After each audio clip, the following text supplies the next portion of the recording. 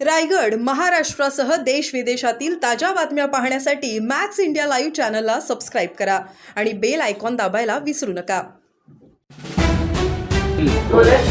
काय परिस्थिती आता जवळपास 12 तास होऊन गेलेले सगळे परिस्थिती तिथली काय आहे, किती पर्यटक आपल्या राज्यातले आणि पुणे मुंबईत अडकले, काय आणण्याची त्यांची व्यवस्था सुरू आहे? काल झालेल्या या सगळ्या दुर्दैवी घटनेनंतर जे खरं तर पुण्यातले आपले 2 कुटुंब तिथे फिरायला गेली होती, त्यातले जी 2 त्या कुटुंबातली जी काही प्रमुख लोक होती, संतोष जगदाळे आणि कौस्तुभ गणबोटे, दुर्दैवानं हे दोघंही मृत्युमुखी पडलेत. परंतु त्यांची मी काल म्हणाल तसं त्यांची फॅमिली सुरक्षित आहे, त्यांची मुलगी आणि या दोघांच्या पत्नी सुरक्षित आहेत. आज संध्याकाळी 6 वाजता श्रीनगरमधनं ते दोन्ही पार्थिव पुण्याला आणले जातील. संपूर्ण राज्यात जवळपास 6 लोकांची आत्ता माहिती आपल्याला येते. त्यामुळे 12चं विमान हे मुंबईसाठी आहे. मुंबईचे जे काही लोक आणली जाणार, जे मृत्युमुखी पडले, ते दुपारी येतील आणि पुण्यातली संध्याकाळी येतील. या सगळ्या घटनेनंतर मोठ्या संख्येनं पुण्यातील आणि महाराष्ट्रातील लोक ही त्या ठिकाणी अडकलेली आहेत. निश्चितपणे हे सगळं झाल्यानंतर एक भीतीचं वातावरण आहे. ही सगळी मंडळी, त्यांचे नातेवाईक सातत्यानं संपर्क करतायत.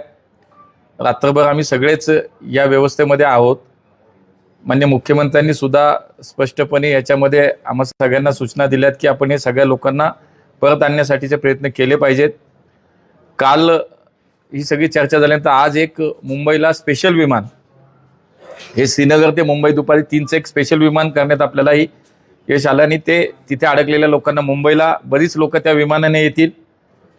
आत्ताही पुण्यातले एक 3-4 मोठे ग्रुप आहेत. एक 69 लोकांचा ग्रुप आहे, एक 35 लोकांचा आहे, एक 19, असे एक साधारणतः एक 150-200 लोक पुण्यातली सुद्धा अशी आहेत. काही 4 लोक आहेत, काही 2 लोक आहेत. आम्ही 24 तास झालं मागच्या संपर्कात या सगळ्यांच्या आहोत आणि आत्ताही या लोकांसाठी एक स्वतंत्रपणे मुंबई मार्गे पुण्याला एक विमान बुक करण्यासाठीचं एक स्पेशल फ्लाईट करण्याचे प्रयत्न सुरू आहेत. त्या लोकांना आम्ही हा विश्वास दिलाय की काळजी करू नका, आम्ही सगळे तुमच्या सोबत आहोत. काश्मीरमध्ये दहशतवादी हल्ला झाला आणि दहशतवाद्यांनी पर्यटकांना आज थोडं अवघड आहे, पण उद्या, आज झालं तर आजच करू, नाही तर उद्या एक स्वतंत्र स्पेशल असं विमान आपल्या या पुण्यातल्या सुद्धा सगळ्या लोकांसाठी आपण करतोय. त्या संदर्भातली चर्चाही आमच्या मंत्रालयातल्या संबंधित अधिकाऱ्यांशी झाली, एअरलाइन्स कंपनीशी झाली आहे. त्या ठिकाणचे जे कलेक्टर आहेत, या श्रीनगरच्या कलेक्टरांशी सुद्धा आमची सातत्यानं चर्चा या विषयात सुरू आहे की आज ती लोक कधी येतील, कधी ही आपले मृत्युमुखी पडलेली लोकांना कधी सोडणार, तिथून कधी येतील, हे सुद्धा चर्चा सुरू आहेत. एक विशेष करून गृह विभागाचे आपले एक जॉईंट सेक्रेटरी त्या ठिकाणी आहेत, ते महाराष्ट्रीयन आहेत. मला विशेष उल्लेख करावा लागेल की लोखंडे म्हणून ते आपल्याला खूप या सगळ्या विषयात मदत पण करतायत, आपल्या लोकांना तिथं आधार द्यायचे काम करतायत. त्यामुळे सगळ्या पातळीवरती काम सुरू आहे. राज्याचे मुख्यमंत्री देवेंद्रजी या सगळ्या गोष्टींवरती लक्ष ठेवून आहे. मी त्यांच्या सातत्यानं संपर्कात आहे. त्यामुळे महाराष्ट्रातली, पुण्यातली अडकलेली लोक जी आहेत, म्हणजे उद्या जी म्हणलं की मी एक स्वतंत्र स्पेशल अशी फ्लाईट आपण करतोय, त्यात मुंबईतले लोक येतील, पुण्यातले लोक येतील, अशी व्यवस्था आपण आता करतोय. त्यामुळे परिस्थिती आता हळूहळू ती अडकलेल्या प्रवाशांच्या संदर्भात त्यांची जी भीती आहे किंवा ती निश्चितपणे थोडी आता ती साधारण होतीये. आम्ही सगळे त्या लोकांच्या संपर्कात आहोत. पुण्याच्या सुद्धा कलेक्टरनी आत्ता सकाळी माझंही त्यांच्याशी बोलणं झालं, अजितदादा पालकमंत्री, त्यांच्याशी आमचा संवाद झालाय. त्यामुळे पुण्याच्या सुद्धा कलेक्टरनी एक नंबर दिलाय. मलाही या आपल्या माध्यमातून नागरिकांना आवाहन करीन की आपणही सगळ्यांनी हा नंबर आपल्याकडे असावा. आपले कोणी नातेवाईक, मित्रपरिवार जर तिथे अडकले असतील तर आपणही या नंबरवरती ताबडतोब संपर्क करावा.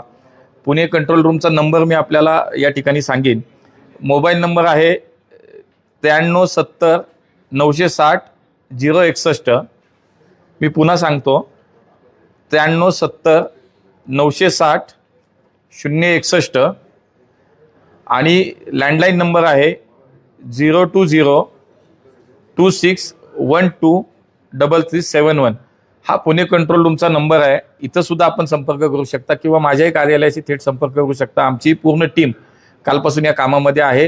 प्रत्येक पुणेकर असेल किंवा महाराष्ट्रातली व्यक्ती असेल, याला सुखरूप परत आणण्याचे प्रयत्न आमचे चालू आहे. त्यामुळे चिंता करू नका. नातेवाईकांनाही माझं आव्हान आहे की काही भीतीचं कारण नाही, आम्ही सगळे सोबत आहोत आणि ही आपली लोकही लवकरात लवकर परत येतील. आत्ता त्या ठिकाणी जे मी तिथल्या कलेक्टरशी बोललो, त्यांनी शेड्यूल टाईम 6 दिलेला आहे. 6 वाजता त्या ठिकाणी ते निघतील. मला असं वाटतं पुढचा 1.5-2 तासाचा प्रवास असेल. साधारणतः 8च्या आसपास या ठिकाणी पोहोचतील. पण 6ची वेळ ही तिथली टेकऑफची आहे. हे परत एकदा आपण कन्फर्म पण करू. पण आता तरी 6ला निघेल असंच दिसतंय. टाइम तोच आलेला आहे. 8 पर्यंत इथं पोहोचतील. नाही, पुण्यातली आता जी काही 2 लोक गेलीत ती आपल्याला माहिती आहेत. पण जखमीमध्ये किंवा इथं काय आता ते दिसत नाहीये. आणि मला असं वाटतं की ते फक्त अडकलेली लोक जी आहेत, जी आपली फिरायला गेली आहेत किंवा पर्यटनाला, त्या लोकांना आणण्याचा प्रयत्न चालू आहे. धन्यवाद.